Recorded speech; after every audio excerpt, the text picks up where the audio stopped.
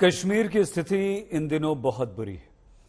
कश्मीर में आतंकवादी कश्मीरी पंडितों को, गैर कश्मीरियों को जो आप और हमारे जैसे दूसरे राज्यों के लोग हैं वहां जाकर काम करते हैं, उन्हें निशाना बना रहे हैं, उन्हें मार रहे हैं, यानी कि टारगेट किलिंग कर रहे हैं। चुना जा रहा है, देखा जा रहा है और उसके बाद मारा जा रहा है। ये 1990 के दौर का दशक है। हमारे साथ इस वक्त बहुत सारे राजनीतिक दलों के मेहमान हैं।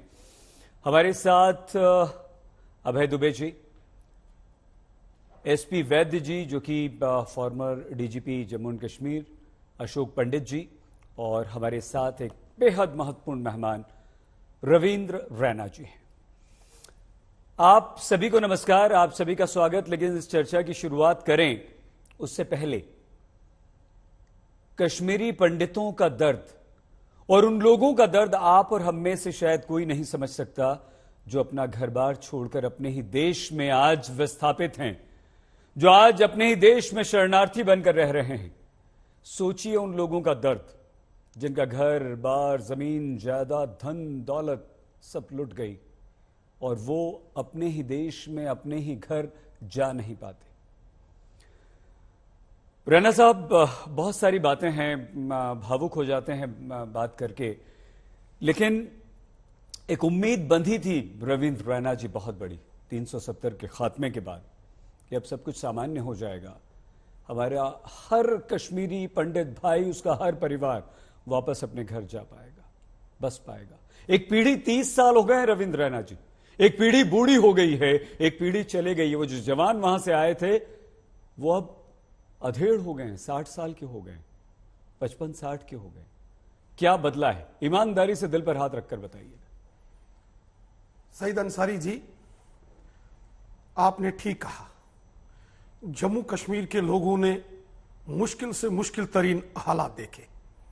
90 के दशक का वो दौर देखा जब खुलेआम कश्मीर घाटी के अंदर आतंकवादी तांडव करते थे, जब खुलेआम बंदूक की नोक पर कश्मीर घाटी से कश्मीरी पंडितों को, कश्मीर के अंदर बसे वहां हिंदुओं को, सिखों को और जो वहां के अंदर रहने वाले राष्ट्रवादी मुसलमान हैं, जिनके दिल में हुब्बल वतनी का जज्बा है, उनको वहां बंदूक की नोक पर निकाला गया।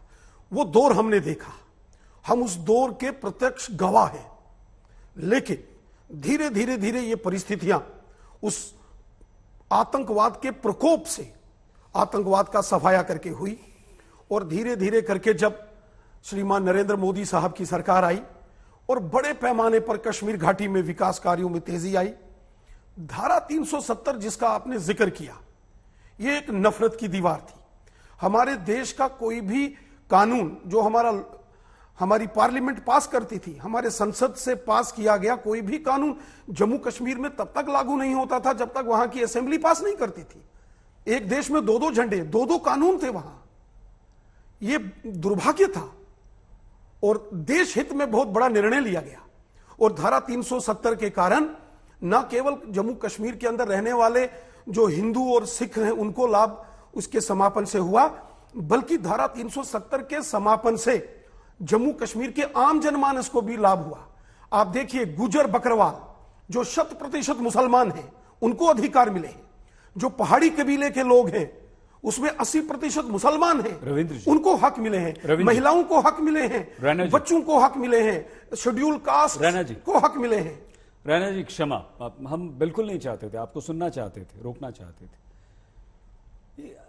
ठीक है आप जो बात कर रहे हैं, लेकिन रोकना चाहिए भी नहीं, रोकना आदत भी नहीं है, और अब फॉर्मेट भी हमारा इशू है कि हम रोकते नहीं है। लेकिन रोकना इसलिए जरूरी हो गया कि जिस 1990 दशक की आप, या 1990 की बात कर रहे हैं, उस 90 के दशक की बात कर रहे हैं, आज तो स्थिति उससे भी रैना जी खराब हो गई। आज तो सर सुनिए ना, फैक्ट्स हैं, आंकड़े हैं, डेटा है यहां पर।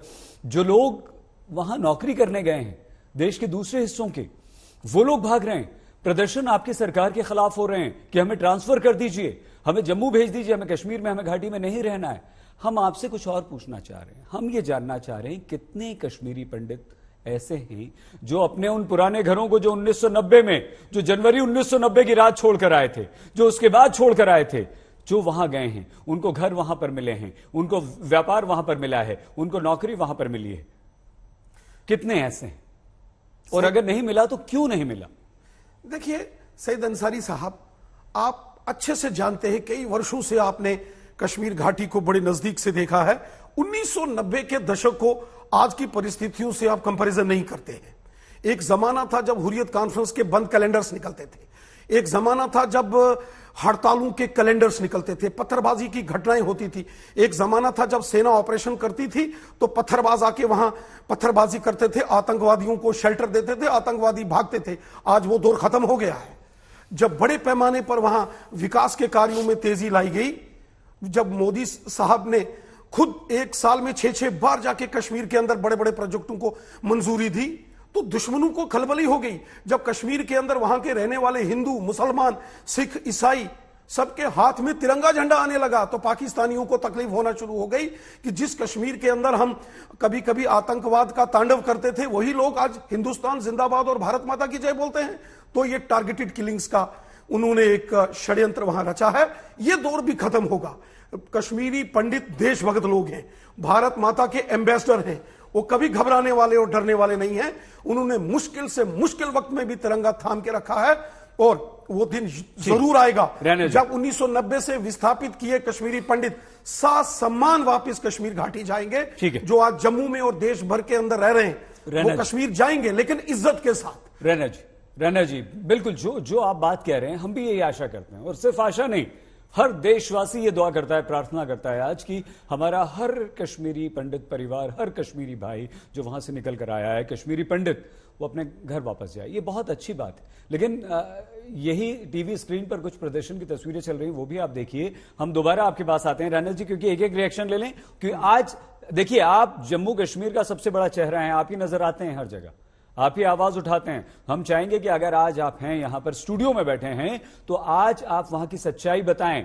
आप रविंद्र रैना जी ये भी बताएं कि जो जम्मू में विस्थापितों की कॉलोनी है, जो शरणार्थी आकर बसे हुए हैं, वो तो जम्मू में ही है आपके साथ, आप उनका ख्याल रखते हैं, वो क्यों कश्मीर अब नहीं गए इतने दिनों में? अभय दुबे जी, आपको लगता है कि एक बार फिर से कश्मीर में स्थिति बिगड़ रही है, और क्या आप ये मानते हैं अभय जी कि ये आतंक फैलाने वाले मुट्ठी भर आतंकवादी हैं? ऑपरेशन ऑल आउट हमारी सेना ने शुरू किया था, इनका सफाया कर दिया था, ये अगर फिर से सर उठा रहा है आतंकवाद, टारगेट किलिंग हो रही है, तो इसके लिए जिम्मेदार कौन? सईद भाई, आज मैं इच्छा शक्ति आया था कि राजनीतिक वक्तव्य नहीं दूंगा, ना ही इसकी तुलना 1990 से करूंगा, क्योंकि जब भी हम ये बातें करते हैं तब वहां के स्थानीय कश्मीरी भाइयों और कश्मीरी पंडितों के बीच फिर से एक दरार पैदा करने की कोशिश करते हैं। मगर मैं रविंद्र रैना जी को सुन रहा था, बड़ा आदर करता हूं मैं इनका। शायद ये भूल गए क्वासिम नगर की घटना या सिंहपोरा का नरसंहार, जब 29, 30 हिंदू और सिख भाइयों को मार डाला गया एक एक साथ, जब अटल बिहारी वाजपेयी जी की सरकार थी। शायद ये भूल गए नदी मार्ग की वो घटना, जब अटल जी की सरकार थी, पूरे के पूरे गांव को पेड़ के नीचे बिठाकर गोलियों से भून दिया गया। ये भूल गए रघुनाथ मंदिर की वो घटना, जब आतंकियों ने तीर्थ यात्रियों की हत्या। भूल गए, सुनिए ना, मैं एक मिनट, अब इनका दोहरा, एक सेकंड सईद भाई, मैं क्षमा प्रार्थना के साथ ही बात कहता हूं। रविंद्र भाई डिबेट में हुआ करते थे हमारे साथ और जस्टिफाई किया करते थे जब पीडीपी के साथ सरकार बनाई कि नहीं, आर्टिकल 370 को क्यों बरकरार रखना जरूरी है, क्यों एस्पा को रिव्यू करने की बात इन्होंने कॉमन मिनिमम प्रोग्राम में कही वो जरूरी है, क्यों अलगाववादी नेता जिनको आज आतंकवादी बता रहे हैं उनको स्टेक होल्डर बताकर जम्मू कश्मीर की प्रगति पर काम करने की बात ये करते थे।